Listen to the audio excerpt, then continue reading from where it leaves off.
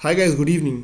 Search engine optimisation यानी SEO के practical tutorial में आपका बहुत बहुत स्वागत है। इस वीडियो ट्यूटोरियल में हम आपको सब कुछ प्रैक्टिकल बताएंगे सर्च इंजन ऑप्टिमाइजेशन के बारे में कि ब्लॉग के ऊपर कैसे किया जाता है। खास करके अगर आपका ब्लॉग जो है वर्डप्रेस के ऊपर है तो अगर इससे पहले आपने थ्योरी सेशन जो है 2 ट्यूटोरियल नहीं पढ़े हैं, नहीं देखे हैं, वॉच किए हैं तो उसे वॉच कर लीजिए, बिकॉज उसके बिना ये समझना थोड़ा मुश्किल हो जाएगा आपके लिए। तो शुरू करते हैं। देखिए, सर्च इंजन ऑप्टिमाइजेशन के 2 पार्ट होते हैं। पहला on page search engine optimisation और दूसरा off page search engine optimisation. On page SEO उसे कहते हैं जो कि आपके वेबसाइट पे किया जाता है, वेब पेजेस पे किया जाता है, और ऑफ पेज जो अलग किया जाता है सोशल मीडिया पे या फिर लिंक शेयरिंग, लिंक क्रिएशन, तो वो सब चीज़ हो गया। तो इस वीडियो ट्यूटोरियल में हम आपको बताने जा रहे हैं on page search engine optimisation के बारे में, जो कि आपके वेबसाइट पे किया जाए। आप ये मत समझ लीजिए कि ऑफ पेज ऑप्टिमाइजेशन वो ज़रूरी नहीं है, वो बेहद ज़रूरी है, बहुत ज़रूरी है। तो चलिए शुरू करते हैं on page search engine optimisation. तो पहला पॉइंट एसईओ का थीम सेलेक्शन होता है या फिर टेम्पलेट सेलेक्शन कह लीजिए अपने ब्लॉग का। हमेशा चॉइस करते समय टेम्पलेट का या थीम का लाइट वेटेड हल्का थीम सेलेक्ट करें, जो कि जिसकी वजह से जो है आपका साइट का लोडिंग स्पीड जो है, वेब पेज लोड स्पीड जो है कम से कम रहे, जल्दी से जल्दी लोड हो जाए। अगर आप हैवी थीम रखेंगे जिसमें कि ज़्यादा इमेजेस हैं, फ्लैश एनिमेशंस हैं, तो वो लोड होने में बहुत समय लगेगा और आपके व्यूअर्स जो है भाग जाएंगे। ठीक है, और आपका एसईओ में पॉइंट ऑफ व्यू से भी गूगल कहता है कि लाइट होना चाहिए, जल्दी पेज लोड होना चाहिए। तो इसलिए वाइट, नीट एंड क्लीन बिल्कुल वेबसाइट रखिए, जितना साफ़ सुथरा हो वैसा रखिए। दूसरी चीज़, बहुत से लोग जो हैं फ्री थीम के चक्कर में कुछ ऐसे थीम अपने साइट पे लगा लेते हैं टेम्पलेट, जो कि एक्चुअली ट्रायल फ्री रहता है, या फिर आप उसका यूज करते हैं तो फूटर में अपना क्रेडिट लिंक छोड़ देता है, वो यहाँ पे रख देता है कि ये थीम कहाँ से लिया गया है, या फिर और कुछ सस्पिशियस कोड या ऐड रहता है उसका, जो कि बहुत मतलब सिक्योरिटी पॉइंट ऑफ व्यू से बहुत ही ख़राब होता है और प्रोबेबिलिटी है कि आपका साइट जो है वो हैक हो सकता है। मेरा कई बार ऐसा और बहुत लोगों का मैंने देखा है जो फ्री वैसे यूज़ करते हैं तो वो हैक हो जाता है। तो उस तरह के जो है ट्रायल थीम आप यूज़ मत करें। उससे बढ़िया है, बहुत बढ़िया उपाय है कि आप जो है वर्डप्रेस का अपना जो थीम है फ्री वो यूज कर लीजिए। वर्डप्रेस का देखिए, इसके अंदर जब जाएंगे आप थीम के अंदर, अपीयरेंस के अंदर, थीम के अंदर यहाँ और ऐड थीम में जाएंगे तो यहाँ कैटेगरीज है पॉपुलर में इसका ये जो है 2017, 2016 हर साल एक नया थीम ये लॉन्च करता है और ये टोटली फ्री होता है। 14 ये वाला, ठीक है, ये सब जो है वो फ्री है। आप इसमें से कोई भी, भला थोड़ा सिंपल ज़रूर है लेकिन आप इन सब में से कोई भी यूज़ कर सकते। ये सब यूज़ नहीं करना आपको, ये जो है वर्डप्रेस का थीम नहीं है, ये ट्रायल है। ठीक है, ये सब जो है 20 वाला जो है 2017, 16, 15 ये सब जो है 14 ये सब है, आप ये सब यूज़ कीजिए। ये सब यूज़ नहीं करना है आपको। हाँ, अगर ये यूज़ करना चाहते हैं तो आप परचेज कर लीजिए, तब यूज़ कीजिए इसको। ये सब दूसरे जो है ये सब परचेज करके यूज़ कीजिए। उससे बढ़िया जब परचेज ही करना है तो आप अपने फेवरेट देखिए कि जो आपका फेवरेट साइट है, ब्लॉग है, वो कौन सा थीम यूज़ करते हैं वही यूज़ कर लीजिए।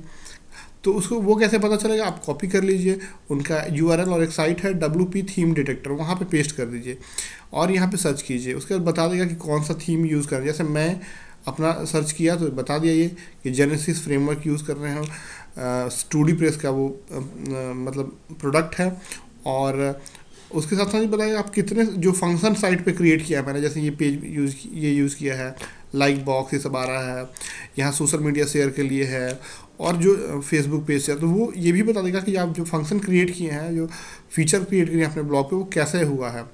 तो यहाँ पे दिखा देगा कि क्या क्या यूज़ किया आपने। ठीक है, और उसमें बहुत इंपॉर्टेंट है SEO बाय यूज्ड।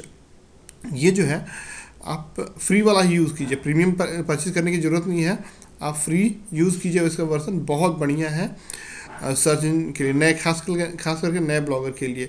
आपको ज़्यादा मतलब दिमाग लगाने की ज़रूरत नहीं है, ये सब कुछ कर देता है अपने आप। दूसरी चीज़, अब जो है आप यहाँ पे चले ये डैशबोर्ड में, सेटिंग के अंदर और जनरल के अंदर। जनरल सेटिंग्स में आप यहाँ साइट टाइटल लिखना होता है, जो कि यहाँ पे दिखता है। ठीक है, यहाँ पे दिखेगा, यहाँ दिखेगा, और यहाँ ऊपर में ब्राउज़र में दिखता है टाइटल और डिस्क्रिप्शन, दिख रहा है ना, माई smart word take video tutorials and tips. तो यहाँ पे आप भर लीजिए आपका साइट का टाइटल, ताकि या कोई नया भी साइट रहे तो सर्च करे तो आ जाए। अगर कीवर्ड से मिलता जुलता है आपका साइट का नाम तो वैसा भी रख सकते हैं, या फिर कोई कीवर्ड भी रख सकते हैं, पूरे साइट का जो मेन थीम है उसका कीवर्ड भी रख सकते हैं इस जगह पे। अगर आप यहाँ पे इस जगह पे लोगो लगा देंगे, लोगो अपलोड करने का ऑप्शन होता है, तो उसको लोगो लगा दीजिए, और लोगो लगा देंगे तो यही लोगो ही दिखेगा इसकी जगह पे। और ये जो है यहाँ पे इसकी जगह पे कीवर्ड लिख देंगे मेन साइट का कीवर्ड, तो यहाँ पे वो आ जाएगा, मेन साइट का कीवर्ड हो जाएगा वो। ठीक है, तो ऐसा भी कर सकते हैं। हमने हालांकि लोगो नहीं लगाया है, मेन यही लिख दिया है, इसलिए आप चाहें तो कीवर्ड भी लिख सकते हैं, फिर साइट का नाम। फिर टैगलाइन, टैगलाइन में कोशिश कीजिए कि कीवर्ड्स इंक्लूड हो, मेन इंपॉर्टेंट कीवर्ड्स जो है। ठीक है, उसके बाद आता है बारी परमालिंक्स का। इसी के अंदर सेटिंग्स के अंदर ऑप्शन है परमालिंक्स, यहाँ पे जाइए परमालिंक्स के अंदर, और परमालिंक्स में सबसे पहला चीज़ आपको जो ध्यान देना है वो ये बहुत ज़रूरी है, पोस्ट कोई भी लिखने से पहले आप ये चेंजेस कर लीजिएगा। बाय डिफ़ॉल्ट यहाँ पे रहता है ये, आप यहाँ पे पोस्ट नेम पे क्लिक कर लीजिए। इससे होगा क्या कि आपका जो है जो URL क्रिएट होगा पर्टिकुलर पोस्ट के लिए, जैसे मान लीजिए पर्टिकुलर एक पोस्ट है, इसको हम ओपन कर रहे हैं, तो इसका URL हो रहा है, मैं आ जा रहा है आगे mysmartsupport.com/Aadhaar merchant, जो भी हाउ टू यूज़ एडवांटेज आ जा रहा है। तो ये जो है उसी का नाम हो गया, पोस्ट नेम हो गया। ठीक है, तो सैम्पल पोस्ट यानी जो पोस्ट है उसी के नाम से ये हो गया। ठीक है, तो ये पोस्ट नेम सेलेक्ट कर लीजिए, ताकि ऑटोमेटिकली जो है जो URL जो जनरेट हो हर पोस्ट का वो सर्च इंजन फ्रेंडली हो जाए, कीवर्ड वगैरह सब उसमें आ जाए। ओके, उसके बाद सेव कर लीजिएगा। नहीं तो अगर आप मान लीजिए ये सब रहेगा, अगर तो 1 2 3 आएगा तो ये सर्च इंजन के लिए नुकसानदेह है।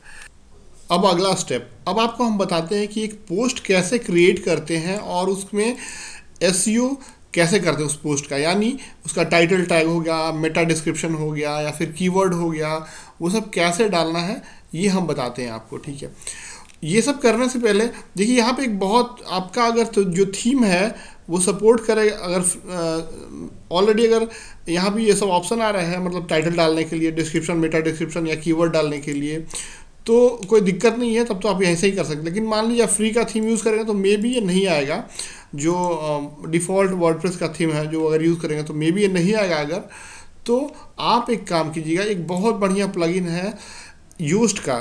ठीक है, आप प्लगइन में जाइएगा, सर्च कीजिएगा यूस्ट, और ये ऑप्शन आएगा यूस्ट SEO, ये बाय टीम SEO, ये वर्डप्रेस का सबसे बेहतर सर्च इंजन का प्लगइन है। देखिए 1 मिलियन प्लस इंस्टॉल्स है, और ये बहुत बढ़िया, हर वीक अपडेट किया जाता है इसको। मतलब देखिए इससे बढ़िया कोई प्लगइन ही नहीं है सर्च इंजन के लिए, सभी बड़े साइट यही यूज़ करते हैं।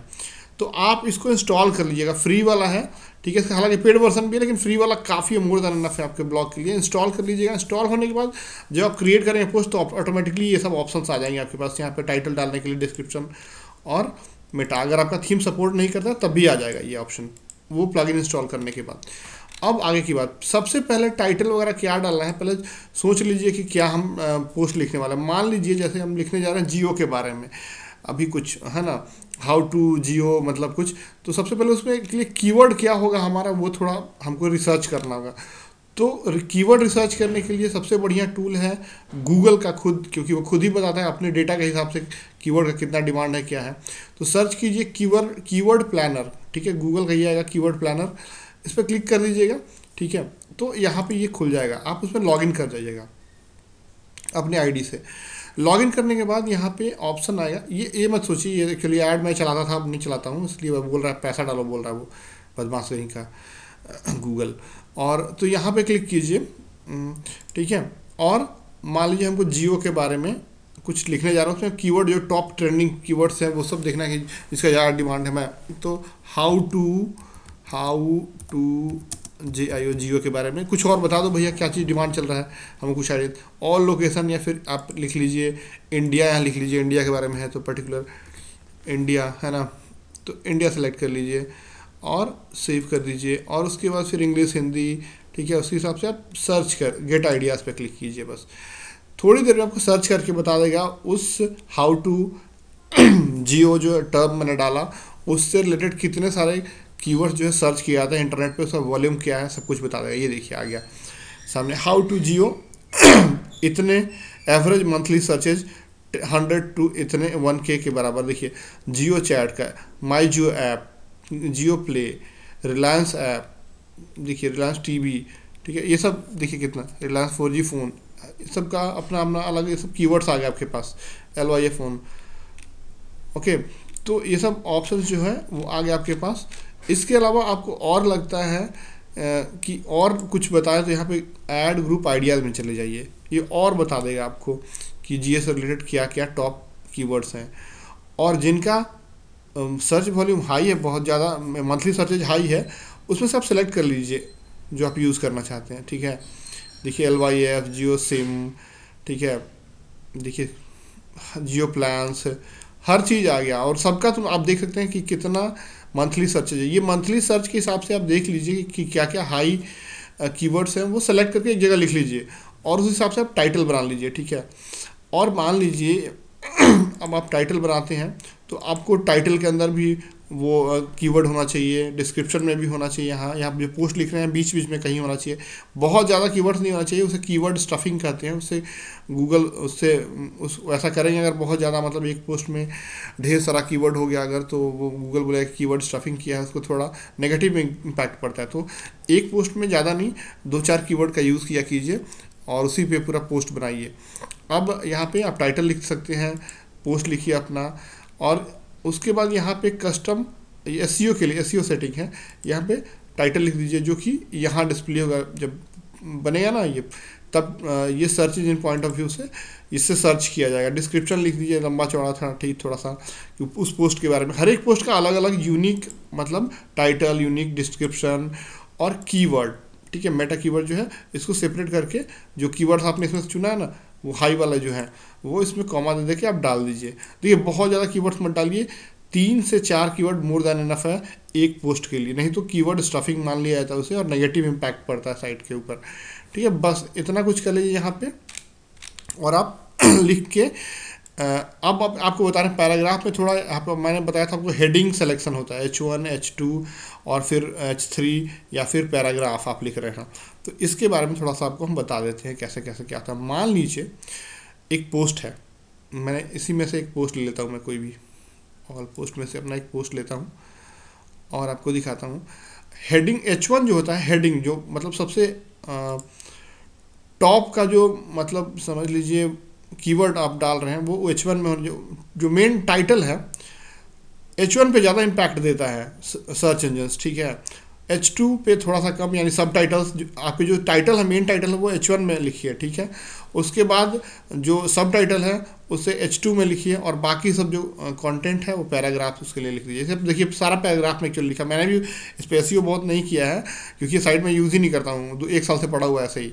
ठीक है, अभी हाल में 2 पोस्ट मन किया तो लिख दिया, तो बस ऐसे ही बना दिया था। तो जब इधर YouTube चल गया तो इसको छोड़ ही दिया मैंने। तो देखिए कैसे आपको जैसे टाइटल बनाना है, तो सबसे पहले यही टाइटल आपको यहाँ लिखना होगा, यही चीज़ आप यहाँ पे लिख दीजिए। H1 हम सेलेक्ट करके बता रहे हैं वो कैसा H1 लिखा जाता है। ठीक है, तो यहाँ हम लिखे, अब इसको हम H1 बनाना है, इसको सेलेक्ट कर लिया हम, और सॉरी इसको मैंने सेलेक्ट किया और यहाँ पे कर दिया कि हेडिंग 1 है हमारा। ठीक है, अब उसी तरह से कुछ यहाँ मान लीजिए सब टाइटल हो गया कुछ और, purpose of launching this app. ठीक है, तो इसको यहाँ सेलेक्ट कर लिया हम H2, और बाकी सब जो है वो या तो आप पैराग्राफ में रहने दीजिए। ठीक है, पैराग्राफ में ही रहने दीजिए बाकी सब। ठीक है, और ये एक बढ़िया तरीका होता है आपका, जो मेन कीवर्ड्स होता है ना, आप कोशिश कीजिए कि H1 में और H2 में आ जाए, क्योंकि साइट जो है सर्च इंजन जो है H1 H2 में बहुत इम्पैक्ट डालता है। ठीक है, तो ये करने से बहुत फ़ायदा होता है एक्चुअली, सेलेक्ट करने से, और फिर सेव करके आप पब्लिश कर दिया कीजिए।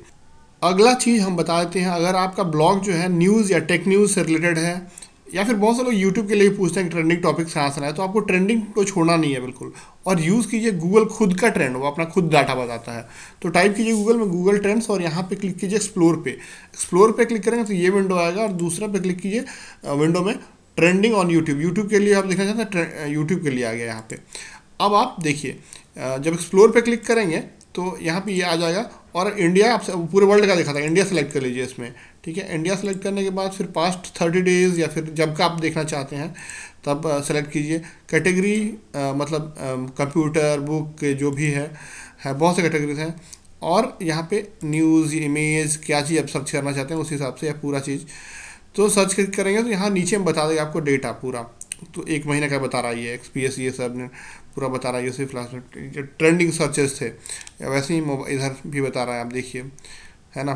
तो इस हिसाब से आप अगर यहाँ चेंज करते हैं कंप्यूटर की जगह पे आप चेंज करते हैं, मान लीजिए आप इंटरनेट एंड टेलीकॉम, तो वो उसका भी बता देगा, ठीक है। समय चेंज करें तो समय के हिसाब से बताएगा। और पहले का नोकिया 6 देखिए सब अभी पॉपुलर हुआ ना, Airtel 4G offer, Nokia 6 price, ये सब BSNL 144, तो ट्रेंडिंग पिछले 1 मंथ का बता रहा है ये सर्चेज हैं वो, ठीक है। उसी तरह से यूट्यूब के लिए ये वाला ऑप्शन है यहाँ पे, यूट्यूब और ट्रेंडिंग और यूट्यूब बताता है ये सब। तो ये देखिए आप देख सकते हैं इंडिया के अंदर ये ऐसा डांस होगा, है ना। तो मतलब ऐसे टॉपिक सब देख कर आप यूट्यूब का वीडियो क्या बनाना है आप देख के समझ सकते हैं कि किस टाइप के बनाएंगे तो चलेगा क्या चलेगा, ये ज़रा देख लीजिएगा ये सब। अब ब्लॉग में पोस्ट का इंटरलिंकिंग भी थोड़ा ज़रूरी होता है एसईओ पॉइंट ऑफ व्यू से। ज़रूरी नहीं है कि हर पोस्ट को एक दूसरे से लिंक किया जाए, लेकिन जहाँ अगर मौका मिल जाता है आपको कुछ ऐसा चीज़ रिलेटेड मिल जाता है उस पोस्ट में दूसरे पोस्ट से तो लिंक कर देना चाहिए।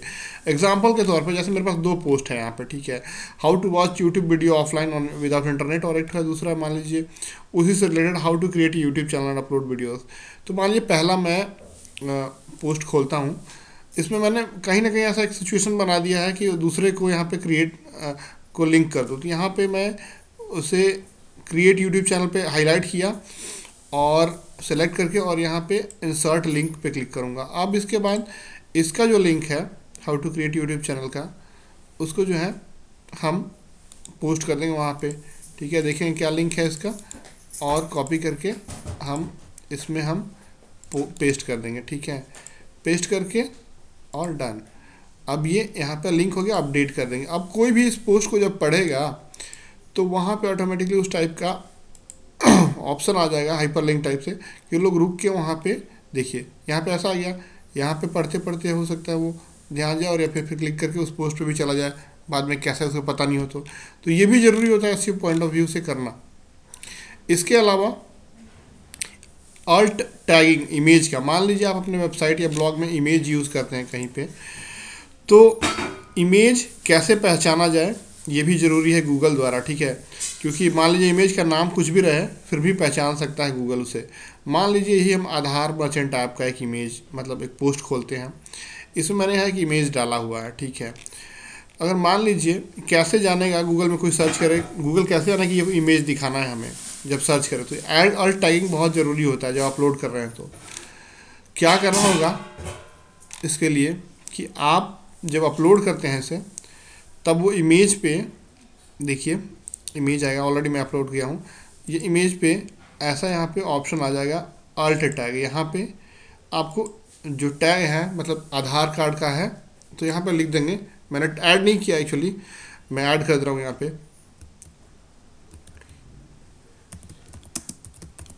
Add payment. तो अब ये गूगल में आराम से सर्च करने पे इमेज भी आ जाएगा मेरा और इंसर्ट इनटू पोस्ट। तो ये फ़ायदा होगा इस चीज़ का, ठीक है। तो ये होता है ऑल्ट टैगिंग, ये भी ज़रूरी होता है एसईओ पॉइंट ऑफ व्यू से। अगला इम्पॉर्टेंट चीज़ होता है साइट मैप क्रिएट करना आपके ब्लॉग का और सबमिट करना सर्च इंजन में, ठीक है। जैसे कि मान लीजिए मैंने इसमें बहुत से पोस्ट लिखे हैं, ठीक है। अब साइट रेडी जब हो जाएगा, पोस्ट वगैरह लिख लेंगे आप इसमें एक बार ढेर सारा तो आपको साइट मैप जो है जनरेट करना होता है और उसे सर्च इंजन में डालना। तो गूगल के लिए आपको वेब मास्टर सेंट्रल उसका है उसमें डालना होता है। तो पहले सबसे पहले साइट कैसे क्रिएट करें, साइट मैप कैसे क्रिएट करते हैं हम थोड़ा डाल लीजिए। तो आप गूगल में लिखिए क्रिएट साइट मैप, ठीक है। तो आ जाएगा बहुत सारा, सबसे ट्रस्टेड सबसे बढ़िया ये ऑप्शन है फ्री का, यूज़ कर लीजिए।